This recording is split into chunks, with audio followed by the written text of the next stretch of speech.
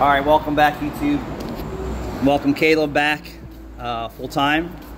And me, of course, I'm full-time. So we have two. So when I think about not necessarily vehicles that I would drive, but would I recommend this Toyota Prius, this Nissan Versa, or the Chevy Equinox? Traverse. You would? No, I'm saying it's Traverse. No, Chevy Traverse or Equinox. I wouldn't recommend either one of these cars to a customer, right?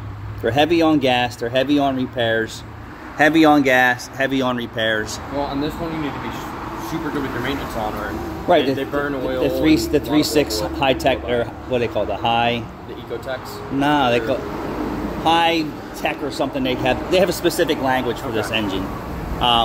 So then I talk about, all right, even though this isn't the flashiest car, right? It's very economical in a four-door. The most expensive part about this car is the CVT transmission, and they have their issues, and then they don't. They're hit or miss. But to put a new transmission in this is about $5,000. Brand new, never been rebuilt, nothing like that. Right out of the crate, right in the car. So just say you had 150,000 miles on this car and it was in good condition. You put another $5,000 into it, that's worth it. You put another $5,000 into this car and drive it for another 150,000 miles or 200,000 miles. The engine will legitimately get that if you maintain it properly. This is this customer's second Nissan Versa. The first one made it 300,000 miles on one transmission. Over 300,000 miles on one trans and engine. So this I would advise, not a newer model, but this specific, I think it's a 17. This one's from 18. The older one was the 18. 12, 13. Right. So fuel efficient, stylish in an economy vehicle, right? Dependable. Yes. Affordable to repair. Yes. So we'll give that a good buy. Then we're going to move over to the hybrid, Prius hybrid. Not a very stylish vehicle. So stylish, not so stylish, but it is what it is. Think about the other guys. Affordable to repair.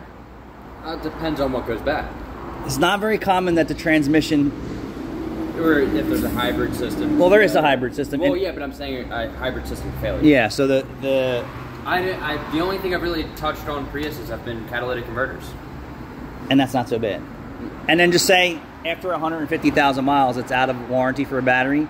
They have refurbished batteries for $1,500 or a new one for $3,400. Well, and then you're getting 40-something miles to the gallon. For a car that could go 500,000 miles or more, no problem. So I would say, in the realm of what you're talking about, fixing this vehicle and fixing this vehicle versus a 2021 or 2022 or a 2023, the cost of fixing the newer vehicles are 10 times more than what these cars are in my bay. I would kind of almost group this as a newer car, and it's the older car's reliability, but it's still like in that newer era.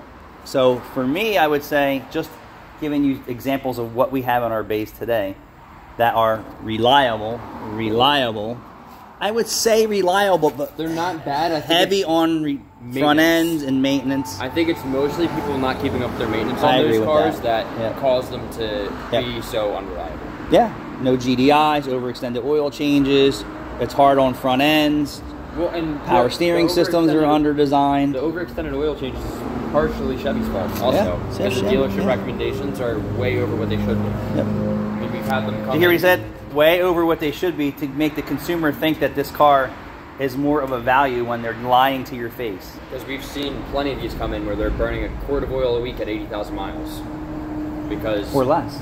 Yeah, or less. Or less. And time and chain codes. It's all from low oil and overextended oil changes. All lies in the service department. But these cars here, minimal maintenance versus you need heavy maintenance. Minimal maintenance, minimal maintenance. Now buy a GDI, right? GDI is heavy maintenance vehicle, and people choose to ignore it, and then they wind up with tons of problems. GDI is pretty much now any new economy car. Almost every car. Kia, and Hyundai, they didn't improve the system. The system's not improved for most manufacturers other than Toyota. But the rest of the manufacturers, it's all garbage designs. So I wouldn't want to be in that family of, all right, so we'll say, some of these cars have a fancy camera system in the front bumper. People actually go out and steal them out of your car while it's in your driveway and your parking lot, because that's how much they cost.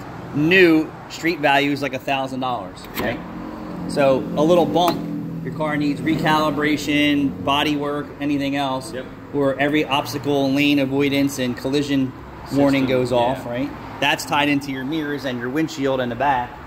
So how many people today get in accidents? I'm going to tell you, almost every car that we see in here has some type of collision issue nowadays with all the advancements in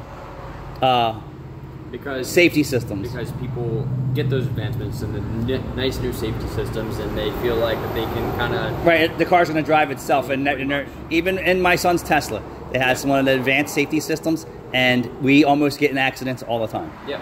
Well, the Teslas honestly aren't that great. For the advanced like collision safety systems. Yeah. I know if you're in like the full self-driving mode, or I mean, I know yours doesn't have that, or like the comprehensive cruise control or whatever it is. People still drive off the road. Well, yeah, and you can cut off a Tesla; it'll slam on the brakes. Yeah. Yep. All right, guys. Thanks for watching.